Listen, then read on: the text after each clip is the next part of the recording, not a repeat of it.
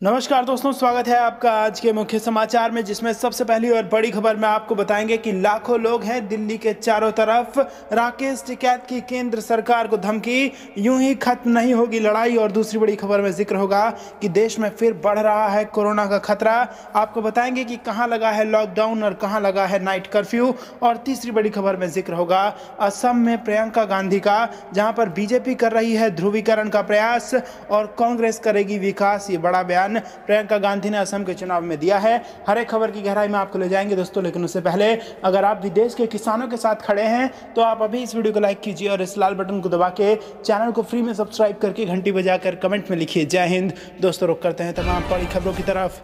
लाखों लोग हैं दिल्ली के चारों तरफ। राकेश टिकैत की केंद्र को धमकी, यूं ही खत्म नहीं होगी लड़ाई। जी हां दोस्तों, भारतीय किसान यूनियन के नेता राकेश टिकैत ने कहा है कि किसानों की लड़ाई अभी खत्म नहीं होगी, ये लड़ाई लंबी चलेगी। दिल्ली को कई लाख लोगों ने घेर रखा है, यूं ही ये खत्म नहीं होने वाला है। इस आंदोलन को हमें शहर शहर में लेकर जाना पड़ेगा। जब तक ये 3 कानून वापस नहीं होने तब तक ये आंदोलन चलता रहेगा। हाल ही में राकेश टिकैत ने मांग की थी कि आंदोलन कर रहे किसानों को भी सरकार वैक्सीन लगाए। गुरुवार को उन्होंने कहा था कि आंदोलन स्थलों पर सरकार को टीकाकरण केंद्र खोलने चाहिए। साथ ही उन्होंने कहा कि किसानों के द्वारा सामाजिक दूरी का ध्यान रखा जा रहा है, लेकिन उन्होंने कहा कि हम कोविड के डर से आंदोलन खत्म करने वाले नहीं हैं। जब तक कानून वापस नहीं लिया जाएगा आंदोलन चलता रहेगा। साथ ही उन्होंने कहा था कि कोरोना के कारण आंदोलन खत्म नहीं होने देंगे, टेंटों को और बड़ा बना लेंगे, आंदोलन चलता रहेगा। कंपनियों के गोदामों को ध्वस्त कर दिया जाएगा। कुछ ही दिन पहले राजस्थान के श्रीगंगानगर में टिकैत ने चेतावनी देते हुए कहा था कि यदि 3 कानूनों को वापस नहीं लिया गया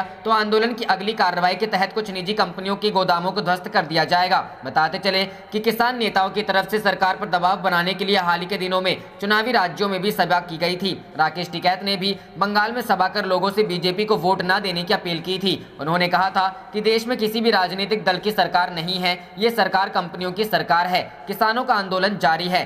3 नए कृषि कानूनों के खिलाफ किसानों का आंदोलन लगातार जारी है। पिछले लगभग 110 से अधिक दिनों से किसान दिल्ली बॉर्डर पर बैठे हुए हैं। सरकार के साथ 11 दौर की वार्ता के बाद भी दोनों पक्ष के बीच कोई फैसला नहीं हो पाया, जिसके बाद से सरकार और किसानों के बीच डेडलॉक जारी है। दोनों ही पक्षों के बीच अंतिम बार वार्ता 22 जनवरी को हुई। रुख करते हैं अगली खबर की तरफ। देश में फिर बढ़ रहा है कोरोना का खतरा, जाने कहां लगा लॉकडाउन, कहां है नाइट कर्फ्यू। जी हां दोस्तों, देश के कई राज्यों में कोरोना संक्रमण की वजह से लॉकडाउन लगाए जा रहे हैं।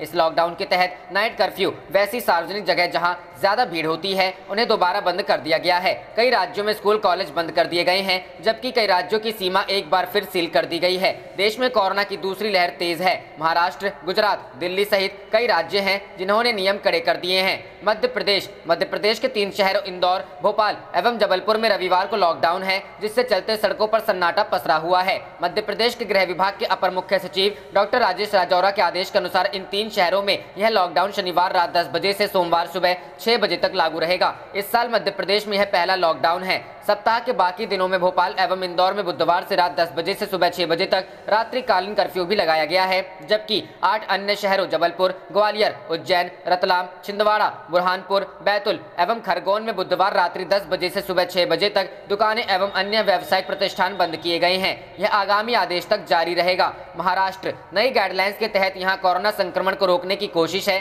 सरकार ने निजी ऑफिसों, ड्रामा थिएटर्स और ऑडिटोरियम्स जैसी जगहों पर ज्यादा लोगों के जमा होने पर प्रतिबंध लगा दिया है। इसके अलावा इन गाइडलाइंस का पालन करने को कहा गया है। महाराष्ट्र के कई जिलों पर भी राज्य सरकार कड़ी नजर रख रही है। नागपुर में बढ़ते कोरोना संक्रमण के मामले को देखते हुए 21 मार्च तक लॉकडाउन लगाया गया था। मास्क नहीं पहनने पर सैकड़ों लोगों पर जुर्माना लगाया गया और वाहन जब्त किए गए। पंजाब, राज्य सरकार ने 11 जिलों में नाइट कर्फ्यू लगाया है, लगी दिया है। स्कूलों, कॉलेजों को बंद कर दिया है। इसके अलावा सरकार ने नई गाइडलाइंस भी जारी की है, जिसके अनुसार मेडिकल कॉलेज को छोड़ राज्य के सभी स्कूल कॉलेज 31 मार्च तक बंद रहेंगे। मॉल्स में एक साथ 100 लोग ही जा सकेंगे। सिनेमा हॉल्स में 50% सीटों पर ही बुकिंग होगी। छत्तीसगढ़ में भी सरकार ने सुरक्षा के मद्देनजर स्कूल, कॉलेज और आंगनबाड़ी को तत्काल बंद करने का फैसला लिया है। राज्य में पिछले 24 घंटे में 11,273 नए लोगों में कोरोना वायरस संक्रमण की पुष्टि हुई है। राज्य में इस वायरस से संक्रमित हुए लोगों की संख्या अब 3,23,153 हो गई है। शनिवार को 30 लोगों को संक्रमण मुक्त होने के बाद अस्पतालों से छुट्टी दे दी गई है।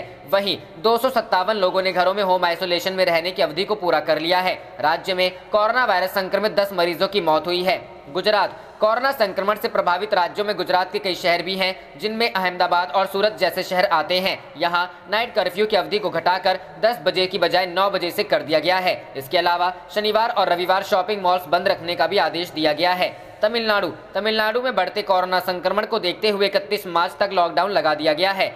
पुडुचेरी कक्षा 8 तक सभी स्कूलों को 31 मार्च तक बंद रखने का फैसला किया है। रुख करते हैं अगली खबर की तरफ। असम में बोली प्रियंका गांधी, बीजेपी कर रही ध्रुवीकरण का प्रयास, कांग्रेस करेगी विकास। जी हां दोस्तों, कांग्रेस की राष्ट्रीय महासचिव प्रियंका गांधी रविवार को चुनाव प्रचार करने असम पहुंची। चुनावी रैली से इतर आज तक से बात करते हुए प्रियंका गांधी ने असम के चुनाव में जीत का विश्वास व्यक्त किया और कहा कि हम बहुत ही ठोस लड़ाई दे रहे हैं। उन्होंने कहा कि हमेशा बीजेपी का प्रयास ध्रुवीकरण करने का है, हमारा प्रयास असम का विकास करने का है, असमिया लोगों की जरूरतों को लेकर बात करने और यहाँ की संस्कृति पहचान को संरक्षित और मजबूत करने का है। प्रियंका गांधी ने जोरहाट की रैली में पीएम मोदी पर भी जमकर निशाना साधा।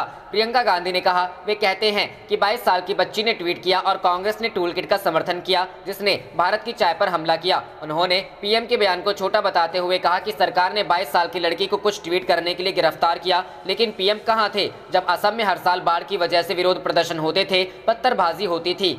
क्या पीएम कभी चाय बागान में गए हैं? जोरहाट की रैली में कांग्रेस की राष्ट्रीय महासचिव प्रियंका गांधी पूरी रॉ में नजर आई। प्रियंका गांधी ने पीएम पर हमला बोलते हुए सवालिया लहजे में कहा कि क्या प्रधानमंत्री कभी चाय के बागान में गए हैं? बीजेपी ने क्या किया है? उन्होंने बीजेपी चाय श्रमिकों के वेतन में वृद्धि भी नहीं की। प्रियंका गांधी ने कहा कि शुरू में वे कहते थे कि हम CAA नहीं चाहते, अब वे कह रहे हैं कि CAA लागू करेंगे। प्रियंका गांधी ने पीएम मोदी के अलावा असम की सरकार पर भी हमला बोला। उन्होंने सर्बानंद सोनोवाल और हेमंत बिश्व शर्मा पर तंज कसते हुए कहा कि असम में 2 मुख्यमंत्री हैं, दिल्ली से अनुमति मिले बगैर ये 2 मुख्यमंत्री भी नहीं चलते हैं। प्रियंका गांधी ने सोनोवाल को निशाने पर लेते हुए कहा कि मुख्य सीएम के पास तो कोई शक्ति है ही नहीं। इससे पहले प्रियंका ने जोरहाट में अपने संबोधन की शुरू जोई आई एक्सोम के साथ। रुख करते हैं अगली खबर की तरफ। किसान आंदोलन से जुड़ा, इसलिए मोदी सरकार कर रही परेशान, अरविंद केजरीवाल। जी हां दोस्तों, दिल्ली के सीएम अरविंद केजरीवाल ने रविवार को पंजाब के मोगा में किसान महापंचायत को संबोधित करते हुए केंद्र की मोदी सरकार पर निशाना साधा। किसान महापंचायत कृषि कानून के विरोध में और किसानों की मांगों के समर्थन में आप द्वारा बुलाई गई। यहां सीएम केजरीवाल ने आरोप लगाया कि किसान आंदोलन से जुड़े होने के कारण मोदी सरकार मुझे परेशान कर रही है। सीएम अरविंद केजरीवाल ने किसान महापंचायत को संबोधित करते हुए कहा कि दूर दूर तक जहां नजर जा रही है, पूरे पंजाब से लोग भारी संख्या में आए हुए हैं। मैं सभी को सैल्यूट करता हूं। उन्होंने कहा कि मैं पंजाब के किसानों को सैल्यूट करने दिल्ली से आया हूं। जिस तरह से मोदी सरकार ने 3 काले कानून पास किए, उसके खिलाफ सबसे पहले पंजाब में आंदोलन उठा।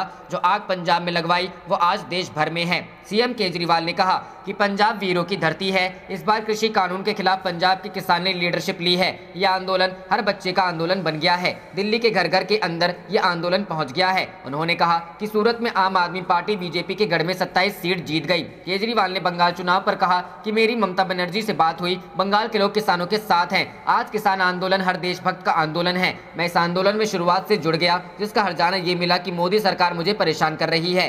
केंद्र सरकार दिल्ली सरकार की पावर छीनने के लिए संसद में बिल लेकर आ रही है। दिल्ली के सीएम ने कहा कि मुझे पता है मोदी सरकार से कैसे लड़ना है। जब तक दिल्ली में हो किसान चिंता ना करें। दिल्ली पुलिस ने मुझे घर पर नजरबंद कर दिया और किसानों से मिलने नहीं दिया था। किसानों के आंदोलन को बदनाम करने की खूब कोशिश की। बीजेपी के जितने लोगों ने गालियां दी, आम आदमी पार्टी ने उन सब पर केस कर दिया। केजरीवाल ने कहा कि 70 साल से राजनीतिक दलों ने किसानों को धोखे के अलावा कुछ नहीं दिया। ये तीनों कानून लागू हो गए तो किसान की जमीन और खेती नहीं बचेगी। केजरीवाल ने पंजाब के सीएम पर निशाना साधते हुए कहा कि कैप्टन साहब ने बड़े बड़े वादे किए थे। कैप्टन साहब ने स्मार्टफोन देने का वादा किया था, किसानों का कर्जा माफ करने का ऐलान किया था, बुजुर्ग पेंशन 2500 करने का ऐलान किया था, हर घर में नौकरी का ऐलान किया था। लेकिन आज कैप्टन साहब का कार्ड लेकर आया जिसमें लिखा है बेरोजगारी भत्ता कार्ड। ये कार्ड 20 लाख नौजवानों को बांटा था, लेकिन एक युवा को नौकरी नहीं। रुख करते हैं अगली खबर की तरफ। केरल में एनडीए के 3 उम्मीदवारों का पर्चा खारिज, हाई कोर्ट में दी चुनौती। जी हां दोस्तों, केरल में भारतीय जनता पार्टी के नेतृत्व वाले राष्ट्रीय जनतांत्रिक गठबंधन के 3 उम्मीदवारों का नामांकन खारिज हो गया है।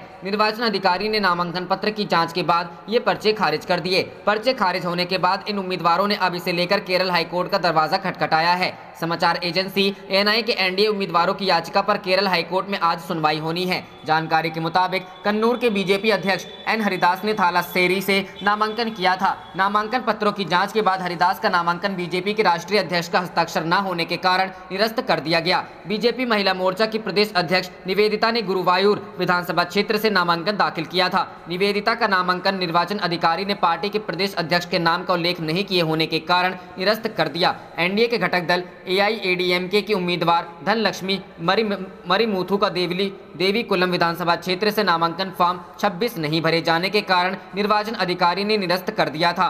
गौरतलब है कि कन्नूर जिले की थालास्सेरी सीट पर साल 2016 के विधानसभा चुनाव में बीजेपी ने प्रदेश की अन्य सीटों के मुकाबले सबसे अधिक वोट पाए थे। बीजेपी के उम्मीदवार को तब 22,215 वोट मिले थे। थालास्सेरी सीट से पार्टी उम्मीदवार का नामांकन निरस्त हो जाने के बाद इस बार इस सीट पर बीजेपी की बिना लड़े ही हार तय हो गई है। थालास्सेरी से उम्मीदवार एन हरिदास ने कहा कि वे इस मामले में उच्चतम न्यायालय तक जाएंगे। रुख करते हैं अगली खबर की तरफ। 26 मार्च के भारत बंद के लिए किसान संगठनों ने बनाई बड़ी रणनीति, इन जगहों पर पड़ेगा प्रभाव। जी हां दोस्तों, तीनों केंद्रीय कृषि कानूनों के खिलाफ आंदोलन कर रहे किसानों ने अगले सप्ताह होने वाले देशव्यापी बंद का ऐलान कर दिया है। आंदोलनरत किसानों के संगठनों ने 26 मार्च को बंद के ऐलान के बाद प्रशासन की नींद उड़ी हुई है। किसानों का कहना है कि धरना प्रदर्शन तभी खत्म होगा जब कानून वापस ले लिए जाएंगे। किसान नेताओं ने कहा कि आंदोलन के 4 महीने पूरे होने पर अगले सप्ताह 26 मार्च को देशव्यापी बंद होगा। सुबह 6 बजे से लेकर शाम 6 बजे तक सभी दुकानें और दूसरे व्यापारिक प्रतिष्ठान 12 घंटे बंद रखे जाएंगे। इसके बाद 28 मार्च को धरना प्रदर्शन स्थलों पर ही होलिका दहन के रूप में तीनों कृषि कानूनों की प्रतियों की होली जलाई जाएगी। गौरतलब है कि कृषि कानूनों के खिलाफ किसान संगठन आंदोलन कर रहे हैं। किसानों ने 26 जनवरी को हुए ट्रैक्टर मार्च के बाद एक बार फिर भारत बंद का ऐलान कर सरकार पर दबाव बनाने की रणनीति बनाई है। किसान संगठनों ने ऐलान किया है कि वह 26 मार्च को किसान आंदोलन के 4 महीने हो रहे हैं, इसी के लिए देश भर में सभी बस, रेल और पब्लिक ट्रांसपोर्ट जाएगा। किसान नेताओं के अनुसार यह बंद सुबह से शाम तक जारी रहेगा, जिसे शांतिपूर्ण तरीके से किया जाएगा। किसान संगठनों का कहना है कि 26 मार्च को भारत बंद को लेकर किसान संगठनों में सहमति है। इसके लिए सुबह 6 बजे से शाम 6 बजे दुकानों और व्यापारिक प्रतिष्ठानों का बंद करने का निर्णय लिया गया है। सुबह 6 बजे से शाम 6 बजे के दौरान सभी दुकानें और डेयरी बंद रहेंगी। मेडिकल स्टोर्स और जरूरी सेवाएं खुली रहेंगी। उन्होंने कहा कि लोग स्वेच्छा से दुकान बंद करें, इसके लिए बाकायदा अभियान चलाया जाएगा जिससे लोगों को कम असुविधा हो। यह भारत बंद दिल्ली एनसीआर के अलावा प्रत्येक राज्य, जिला, तहसील और ग्राम स्तर पर भी होगा। किसानों ने कहा कि भारत बंद को लेकर विशेष तैयारी की गई है, इसे पूरी तरह से जन सहयोग के साथ सफल बनाया जाएगा। भारत बंद को सभी ट्रेड और ट्रांसपोर्ट यूनियनों के साथ छात्रों, युवाओं और महिलाओं की यूनियनों का समर्थन हासिल है। बताया गया कि भारत बंद से पहले 23 मार्च को भगत सिंह के शहीदी दिवस पर युवाओं को धरना स्थल से जोड़ने की अपील की जाएगी। 19 मार्च को खेती बचाओ मंडी बचाओ आंदोलन के तहत किसानों से अपील की गई कि वे देश भर की सभी मंडियों में अपनी फसल लेकर पहुंचे, वहां पहुंचकर विरोध प्रदर्शन करें। उन्होंने कहा होलिका दहन के दिन तीनों कृषि कानूनों की प्रतियां जलाकर विरोध जताया जाएगा। किसान नेताओं ने कहा कि 26 मार्च के बंद को सफल बनाने के लिए वह सभी संगठनों और व्यापारियों से भी अपील कर रहे हैं। रुख करते हैं अगली खबर की तरफ। बंगाल में भाजपा को होर्डिंग्स के लिए नहीं मिल रही जगह, तृणमूल के पोस्टर होर्डिंग से पटा है शहर। जी हां दोस्तों, बंगाल में विधानसभा चुनाव के मद्देनजर एक तरफ जहां भाजपा सत्ताधारी तृणमूल सरकार को उखाड़ फेंकने का लक्ष्य लेकर आगे बढ़ रही है, तो वहीं दूसरी तरफ उसे पूरे राज्य में विशेषकर कोलकाता में अपने नेताओं के होर्डिंग्स प्राप्त करने के लिए कड़ी लड़ाई का सामना करना पड़ रहा है। पार्टी ने आरोप लगाया है कि टीएमसी ने कोलकाता और बंगाल के कई हिस्सों में बड़े और मध्यम होर्डिंग्स के लिए सभी साइटों पर एकाधिकार कर लिया है। भाजपा का कहना है कि तृणमूल सरकार विज्ञापन एजेंसियों पर दबाव बना रही है कि वे पोस्टर और होर्डिंग्स लगाने के भाजपा के अनुरोधों को स्वीकार न करें। भाजपा के वरिष्ठ नेता तथा प्रदेश भाजपा उपाध्यक्ष प्रताप बनर्जी ने कहा कि उड़ान या ट्रेन के माध्यम से कोई कोलकाता आता है तो उसे हर जगह केवल ममता बनर्जी के होर्डिंग्स देखने को मिलते हैं। ऐसा इसलिए है क्योंकि मुद्रण और विज्ञापन एजेंसियों का एक समूह पूरी तरह से टीएमसी के नियंत्रण में है। उन्हें डर है कि वे अगर पीएम नरेंद्र मोदी या कदावर भाजपा नेता अमित शाह के होर्डिंग को शहर के प्रमुख स्थानों पर लगाने की अनुमति देते हैं तो वे अपना लाइसेंस खो देंगे। बताते चले कि कोलकाता में लगभग 10,000 बड़े होर्डिंग्स के लिए जगह है, जिनमें से 2,000 Maa flyover, park, salt lake, Alipur, Dum Dum सहित अन्य स्थानों के आसपास प्रीमियम स्थानों पर हैं। सूत्रों के मुताबिक भाजपा ने अपने होर्डिंग्स लगाने के लिए किसी भी प्रीमियम स्पॉट का प्रबंधन नहीं किया है। शहर भर में ममता बनर्जी के कई होर्डिंग्स पोस्टरों को देखा रहा है, विशेष रूप से प्रीमियम स्पॉट पर, लेकिन भाजपा के किसी भी नेता का नहीं। रुख करते हैं अगली खबर की तरफ। राहुल गांधी का तंज, कहा बोलने की आजादी सिर्फ मन की बात तक सीमित। जी हां दोस्तों, कांग्रेस नेता राहुल गांधी ने एक बार फिर मोदी सरकार पर निशाना साधा है। सोशल मीडिया के माध्यम से इस बार कांग्रेस नेता राहुल गांधी ने केंद्र सरकार को पीएम मोदी के द्वारा हर महीने आखिरी रविवार को मन की बात कार्यक्रम को घेरा है। राहुल गांधी ने अपने ट्विटर अकाउंट से आज सुबह ट्वीट करते हुए लिखा कि बोलने की आजादी सिर्फ मन की बात तक सीमित है, #फ्री स्पीच। इसके पहले कांग्रेस नेता राहुल गांधी ने बीते शनिवार को मोदी सरकार को कृषि कानूनों को लेकर घेरा था। राहुल गांधी ने ट्वीट करते हुए लिखा था कि कृषि विरोधी सरकार को तीनों कानून वापस लेने ही होंगे। 56 छोड़ो, हम 1 इंच भी पीछे नहीं हटेंगे। #माई फार्मर माई प्राइड। शनिवार को ही राहुल गांधी ने एक और ट्वीट किया था। राहुल गांधी ने लिखा था कि सरकार ने क्या बढ़ाया, बेरोजगारी, महंगाई, गरीबी और सिर्फ मित्रों की कमाई। साथ ही राहुल गांधी ने एक अखबार के आंकड़े भी साझा किए हैं। उसमें लिखा है, कोविड से पहले 9.9 करोड़ लोग मध्यम आय वर्ग का हिस्सा थे, जिनकी संख्या घटकर 6.6 करोड़ रह गई है। साथ ही आंकड़ों में यह भी बताया गया है कि 2011 से 2019 के बीच 5.7 करोड़ लोग निम्न आय वर्ग से निकलकर मध्यम आय वर्ग का हिस्सा बने थे। रोजाना 150 रुपए या उससे कम कमाने वालों की संख्या 7.5 करोड़ जा पहुंचा। जानकारी के लिए आपको बता दें कि कांग्रेस नेता राहुल गांधी केंद्र की मोदी सरकार को सोशल मीडिया के माध्यम से कृषि कानून, बेरोजगारी, देश की अर्थव्यवस्था, ईंधन के दाम के अलावा मुद्दे पर लगातार घेर रहे हैं। रुख करते हैं अगली खबर की तरफ। महाराष्ट्र गठबंधन के खिलाफ बीजेपी ने की साजिश, परमबीर सिंह की चिट्ठी पर बोली कांग्रेस। जी हां दोस्तों, मुंबई के पूर्व पुलिस कमिश्नर परमबीर सिंह ने महाराष्ट्र के मुख्यमंत्री उद्धव ठाकरे को पत्र लिखकर आरोप लगाया है कि गृह मंत्री अनिल देशमुख भ्रष्टाचार में लिप्त हैं और उन्होंने निलंबित पुलिस अधिकारी सचिन वाजे से हर महीने 100 करोड़ रुपए वसूली करने को कहा था। इस पर कांग्रेस ने बीजेपी पर महाराष्ट्र की महाविकास आघाड़ी सरकार के खिलाफ साजिश रचने का आरोप लगाया है और कहा है कि केंद्रीय एजेंसियों द्वारा राज्य के अधिकारियों पर दबाव बनाया जा रहा है। महाराष्ट्र प्रदेश कांग्रेस कमेटी के प्रवक्ता सचिन सावंत ने इस बारे में एक के बाद एक ट्वीट कर बीजेपी पर आरोप लगाए हैं। उन्होंने लिखा है, महाराष्ट्र में भी विनोद राय प्रवृत्तियां प्रशासन में हैं। कांग्रेस गठबंधन सरकार को सत्यपाल सिंह के बारे में पता नहीं है। पत्र स्पष्ट रूप से बात का लिखा हुआ प्रतीत होता है। जो पत्राचार आज किया गया है वह साल भर पहले हुआ होता। एंटीलिया के मामले के बाद कोई भी समझदार व्यक्ति ऐसा नहीं करेगा। उन्होंने दूसरे ट्वीट में लिखा, बीजेपी ने पहले भी फिरौती के आरोप कैसे लगाए? अगर पटना में SSR केस दर्ज किया जा सकता है तो मोहन डेलकर मामले की जांच मुंबई में क्यों नहीं की जा सकती है, जहां उसने आत्महत्या की है? CRPC जांच के अनुसार जहां यह घटना हुई है वहीं जांच होनी चाहिए। तथा कथित SMS प्रूफ आत्मरक्षा के लिए फर्जी बनाए गए लगते हैं। उन्होंने आगे लिखा है, अंबानी मामले में केंद्र द्वारा वही तत्परता क्यों नहीं दिखाई गई जितना डेलकर मामले में है? डेलकर ने मोदी शाह को एक पत्र लिखकर अपना दुख व्यक्त किया, लेकिन उसने ध्यान नहीं दिया। क्या उन्होंने इस्तीफा दे दिया? पत्र से स्पष्ट है कि भाजपा डेलकर मामले में शामिल है और इसे दबाने के लिए एक घोटाला किया गया है। बता दें कि महाराष्ट्र में मुकेश अंबानी केस के बाद सियासी भूचाल नए स्तर पर पहुंच गया है। परमबीर सिंह ने महाराष्ट्र के गृह मंत्री अनिल देशमुख पर भ्रष्टाचार का गंभीर आरोप लगाया है। पूर्व कमिश्नर ने एक पत्र मुख्यमंत्री उद्धव ठाकरे को लिखा है। इसमें राष्ट्रवादी कांग्रेस पार्टी के नेता और गृह मंत्री अनिल देशमुख पर गलत गतिविधियों में लिप्त होने का आरोप लगाया है। महाराष्ट्र सरकार ने परमबीर सिंह पर अक्षम्य अपराध करने का आरोप लगाते हुए हटा दिया था। उन्हें होमगार्ड विभाग भेज। रुख करते हैं अगली खबर की तरफ। कर्नाटक में उत्तराखंड वाली मांग, बीजेपी MLA बोले इस CM के साथ चुनाव में नहीं जा सकते। जी हां दोस्तों, भारतीय जनता पार्टी ने हाल ही में उत्तराखंड के मुख्यमंत्री बदला है। त्रिवेंद्र सिंह रावत की जगह पार्टी ने तीरथ सिंह रावत को उत्तराखंड का CM बनाया है। उत्तर भारत के उत्तराखंड के बाद अब दक्षिण के राज्य कर्नाटक में भी CM बदलने की मांग उठने लगी है। कर्नाटक के बीजेपी विधायक बसनगौड़ा यत्नाल ने कहा है कि मुख्यमंत्री 100% बदला जाना चाहिए। यत्नाल ने कहा कि हम इस CM के साथ चुनाव में नहीं जा सकते। उन्होंने कहा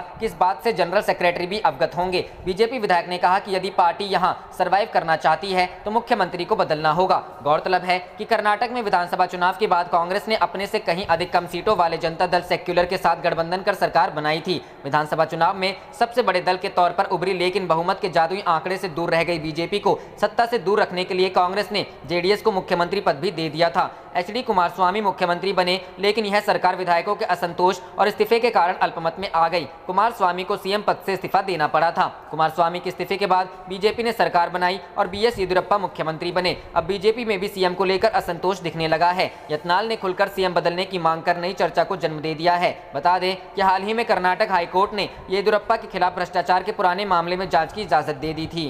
रुख करते हैं अगली खबर की तरफ। 56 छोड़ो, हम 1 इंच भी पीछे नहीं हटेंगे। राहुल गांधी बोले, कृषि कानून तो वापस लेने पड़ेंगे। जी हां दोस्तों, पिछले 3 महीने से भी अधिक समय से देश भर के किसान दिल्ली की सीमाओं पर डटे हुए हैं। किसान संगठनों और केंद्र सरकार के बीच गतिरोध बना हुआ है। किसान आंदोलन को लेकर राहुल गांधी ने एक बार फिर ट्वीट करते हुए केंद्र सरकार पर निशाना साधा है। राहुल गांधी ने ट्वीट करते हुए लिखा है कि कृषि कानून तो वापस लेने ही पड़ेंगे। राहुल गांधी कृषि कानून को लेकर पिछले काफी समय से केंद्र सरकार और भारतीय जनता पार्टी पर हमलावर हैं। शनिवार को एक बार फिर से उन्होंने ट्वीट करते हुए भाजपा सरकार को निशाने पर लिया है। राहुल गांधी ने अपने ट्वीट में लिखा है कि कृषि विरोधी सरकार को तीनों कानून वापस लेने ही होंगे। साथ ही उन्होंने यह भी लिखा है कि 56 छोड़ो, हम 1 इंच भी पीछे नहीं हटेंगे। ट्विटर के अलावा राहुल गांधी चुनावी रैलियों में भी कृषि कानून और किसान आंदोलन को लेकर भाजपा सरकार की जमकर आलोचना कर रहे हैं। पिछले दिनों राहुल गांधी ने असम में आयोजित एक चुनावी रैली में कहा था कि सरकार ने 3 नए कृषि कानून लाए हैं। इन कानूनों से देश की मंडियां खत्म हो जाएंगी, जमाखोरी बढ़ेगी और किसान अपने फसल के दाम को लेकर कोर्ट भी नहीं जा पाएंगे।